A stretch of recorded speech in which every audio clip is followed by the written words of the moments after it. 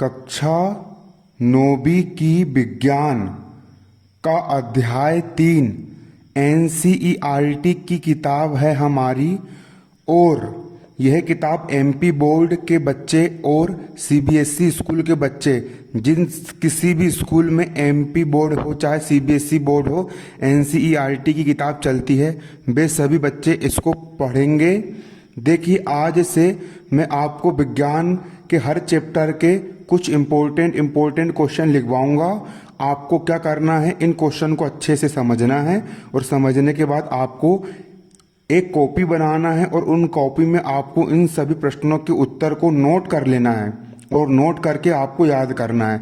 मैं आपको रोज 5 या फिर 10 क्वेश्चन आपको लिखवाऊंगा। आपको रोज के रोज याद करना है और आपको अपने नोट्स भी बनाते हुए चलना है। और जितना मैं पढ़ा रहा हूं, यदि आपने उतना रोज का रोज पढ़ लिए तो आपको विज्ञान में पूरे में से पूरे मार्क्स, पूरे में से पूरे नंबर जरूर मिलेंगे। अध्याय 1 और अध्याय 2 से सिर्फ ऑब्जेक्टिव आते हैं, इसलिए हम पहले अध्याय 3 शुरू करेंगे।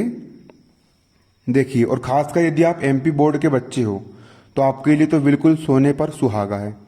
आज का हमारा पहला क्वेश्चन ये है। पहला क्वेश्चन है कक्षा 9वीं की विज्ञान का अध्याय 3, चैप्टर का नाम है अणु और परमाणु।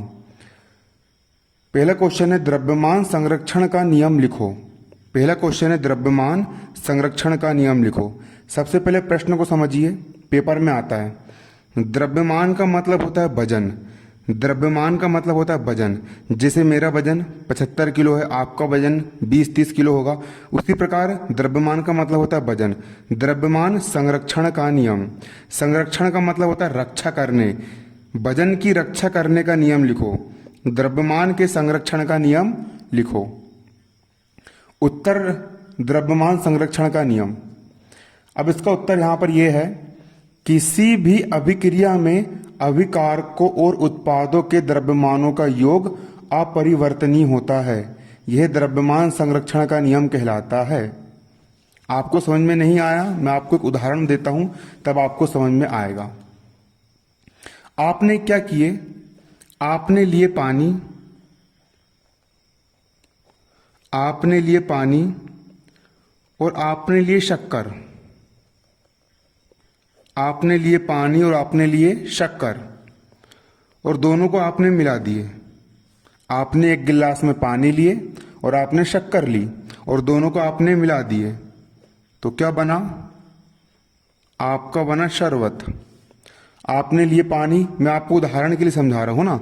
आपने लिए पानी और आपने लिए शक्कर और आपने पानी और शक्कर दोनों को मिला दिए, तो आपका बना शरबत। देखिए, जो पदार्थ, पानी भी एक पदार्थ है और शक्कर भी एक पदार्थ है, जो पदार्थ अभिक्रिया में भाग लेते हैं, पानी ने और शक्कर ने, दोनों ने अभिक्रिया में भाग लिया, तो इनको अभिकारक कहा जाता है। हमने एक गिलास में पानी लिए और हमने शक्कर ली, तो जो पदार्थ अभिक्रिया में भाग लेते हैं उन पदार्थों को अभिकारक, उन पदार्थों को अभिकारक कहा जाता है। क्लियर? जो पदार्थ अभिक्रिया में भाग लेते हैं उन पदार्थों को अभिकारक कहा जाता है। तो हमारे अभिकारक हो जाएंगे पानी और शक्कर। और अभिकारकों के मिलने से, अभिकारक क्या हो गया? एक हो गया पानी भी अभिकारक और शक्कर भी अभिकारक है। क्लियर? जो अभिक्रिया में भाग लेते हैं उनको अभिकारक कहते हैं।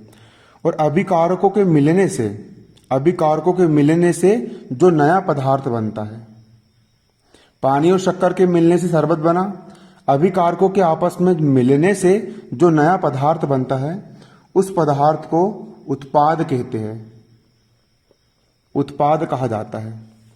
जो पदार्थ अभिक्रिया में भाग लेते हैं उन्हें हम अभिकारक कहते हैं और अभिकारकों के आपस में मिलने से जो पदार्थ बनता है उस पदार्थ को उत्पाद कहा जाता है। तो यहां पर शरबत यहां पर उत्पाद है, क्योंकि ये प्रोडक्ट बन के आया है, ये उत्पाद है। और पानी और शक्कर यहां पर क्या है? अभिकारक है। अब उदाहरण के लिए मान लीजिए कि आपने पानी कितना लिया। आपने उदाहरण के लिए मान लीजिए आपने 10 किलो पानी ले लिए, 10 किलो। पानी को वैसे लीटर में नापते हैं, लेकिन आपने उसको वजन में नापा, है ना, वजन में नापा। आपने कितने किलो पानी लिए? आपने 10 किलो पानी लिए। आपने 10 किलो पानी लिए और आपने शक्कर कितनी ली? आपने शक्कर ली 1 किलो। आपने शक्कर कितनी ली? 1 किलो। क्लियर? आपने पानी लिया 10 किलो। आपने पानी कितना लिया? 10 किलो। और आपने शक्कर कितनी ली? 1 किलो ली। यदि आप 10 किलो पानी में 1 किलो शक्कर को मिलाओगे तो शरबत कितनी बनेगी? स्वाभाविक सी बात है, शरबत में तो पानी भी शामिल है और शक्कर भी शामिल है।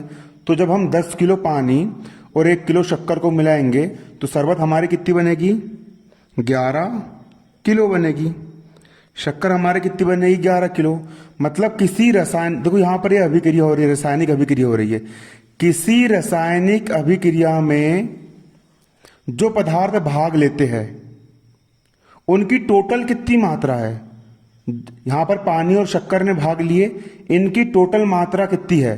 पानी की 10 किलो और शक्कर की 1 किलो, तो टोटल मात्रा कितनी हो जाएगी? 11 किलो। कितनी हो गई? 11 किलो। किसी रासायनिक अभिक्रिया में भाग लेने वाले पदार्थों की मात्रा का योग, मतलब टोटल कितने पदार्थ हो गए? यहां पर पानी हो गया, शक्कर हो गया, और टोटल इस तरफ वेट कितना आया? 11 किलो आया। इसका वजन हमने अलग से नापे, इसका वजन हमने अलग से नापे, और दोनों को हमने जोड़े, कितना आया? 11 किलो आया।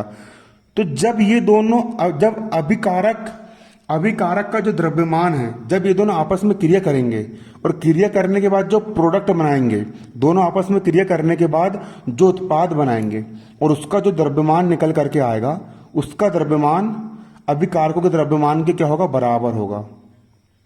मतलब कि इस तरफ अगर 11 किलो है तो शरबत बन के आएगी, वो भी कितनी आएगी? 11 किलो बन करके आएगी। इसका मतलब यह है कि यहां पर जो रासायनिक अभिक्रिया हुई, इस अभिक्रिया में इस तरफ भी 11 किलो सामान था, तो इस तरफ भी कितना किलो सामान आया हमारा? 11 किलो आया। इस तरफ भी टोटल 11 किलो वजन था, तो इस तरफ भी टोटल 11 किलो द्रव्यमान था, तो इस तरफ भी कितना द्रव्यमान आया? इस तरफ भी हमारा 11 किलो द्रव्यमान आया। क्लियर? मतलब द्रव्यमान हमेशा संरक्षित रहता है। द्रव्यमान नष्ट होता है क्या? नहीं होता है। और यही आपका द्रव्यमान संरक्षण का नियम है। देखिए यहां पर ये लिखा है, किसी भी अभिक्रिया में, हाँ, किसी भी अभिक्रिया में, यह अभिक्रिया हो रही, किसी भी अभिक्रिया में अभिकारकों और उत्पादों के द्रव्यमानों का योग, अभिकारकों और उत्पाद, तीर के निशान के पहले वाले अभिकारक कहलाते हैं जो अभिक्रिया में भाग लेते हैं, और तीर के निशान बाद वाला उत्पाद कहलाता है। अभिकारकों और उत्पादों के द्रव्यमान का योग, मतलब कि अभिकारकों के द्रव्यमान का योग कितना था? 10 किलो और 1 किलो, 11 किलो आया। अभिकारकों के द्रव्यमान का योग 11 किलो आया। अभिकारकों के द्रव्यमान का योग और उत्पादों के द्रव्यमान का योग, यहां पर एक ही उत्पाद है, वो कितना है? 11 किलो। किसी भी रासायनिक अभिक्रिया में, अब भी पूछूंगा, यही याद हो जाना चाहिए, किसी भी रासायनिक अभिक्रिया में, यह अभिक्रिया और किसी भी रासायनिक अभिक्रिया में अभिकारकों के द्रव्यमानों का योग और उत्पादों के द्रव्यमान का योग बराबर होता है। कैसा होता है? बराबर होता है। मतलब अपरिवर्तनीय होता है। मतलब कोई भी परिवर्तन नहीं होता है। इधर यदि 11 किलो है तो इधर भी कितना होता है? 11 किलो होता है। कोई भी परिवर्तन नहीं होता है, मतलब अपरिवर्तनीय होता है। किसी भी रासायनिक अभिक्रिया में अभिकारकों और उत्पादों के द्रव्यमानों का योग अपरिवर्तनीय होता है। मतलब यदि इधर 11 किलो है तो इधर भी 11 किलो होता है। यह लिखा है, किसी भी अभिक्रिया में अभिकारकों और उत्पादों के द्रव्यमानों का योग अपरिवर्तनीय होता है। यह द्रव्यमान संरक्षण का नियम कहलाता है। यही क्या कहलाता है? यही द्रव्यमान संरक्षण का नियम कहलाता है। किसी रासायनिक अभिक्रिया में अभिकारकों और उत्पादों के द्रव्यमानों का योग जो आता है वो अपरिवर्तनीय होता है, और यही द्रव्यमान संरक्षण का नियम कहलाता है। इसको आपको पेपर में लिख के नहीं आना, मैंने खाली समझाने के लिए अपने मन से आपको बताया था।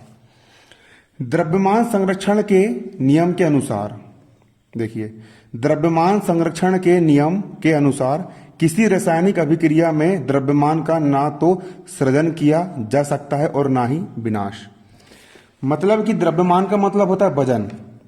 द्रव्यमान संरक्षण के नियम के अनुसार किसी भी अभिक्रिया में द्रव्यमान को ना तो नष्ट कर सकते हैं, क्योंकि देखो इधर भी द्रव्यमान 11 किलो था और जो पदार्थ बन के आया उधर भी द्रव्यमान कितना था, 11 किलो था। ना तो किसी भी द्रव्यमान का हम सृजन कर सकते हैं। यहाँ पे 11 किलो का 12 किलो हुआ नहीं, मतलब कोई भी द्रव्यमान आकार के सृजित नहीं हुआ, कोई भी द्रव्यमान आकार के बना नहीं, है ना। रासायनिक अभिक्रिया में द्रव्यमान का ना तो हम बना सकते हैं और ना ही नष्ट कर सकते हैं। इधर भी 11 किलो था तो उधर भी शरबत कितनी बन के आई, 11 किलो आई। 10 किलो पानी और 1 किलो शक्कर से मिलकर 11 किलो था इधर प्रोडक्ट, तो उधर भी कितना बन के आया, 11 किलो बन के आया। मतलब किसी भी पदार्थ का ना तो विनाश हुआ, ना तो कोई पदार्थ नष्ट हुआ, जितना इधर था उतना पूरा उधर बन के आया, ना तो कोई पदार्थ नष्ट हुआ और ना ही कोई पदार्थ नया बन करके आया। मतलब द्रव्यमान संरक्षण के नियम के अनुसार किसी रासायनिक अभिक्रिया में द्रव्यमान का ना तो सृजन किया जा सकता है और ना ही विनाश। ना तो हम द्रव्यमान को बना सकते हैं और ना ही मिटा सकते हैं। जितने का उतना ही रहेगा, 11 का 11 ही रहेगा। ये नहीं लिखना है आपको, सिर्फ इतना लिखना है। आप इसको नोट कर लीजिए, स्क्रीनशॉट लेके कॉपी में नोट करना है इसको और याद करना है। और आपको यदि इसी प्रकार से पूरी विज्ञान पढ़ना है तो कमेंट करना, आपके कमेंट अच्छे आएंगे, व्यूज अच्छे आएंगे। और साथ यदि आप इस वीडियो को शेयर करोगे और यदि आप कमेंट में लिखिए कि आपको इस प्रकार से विज्ञान पढ़ना कैसा लग रहा है। धन्यवाद। जय हिंद, जय भारत।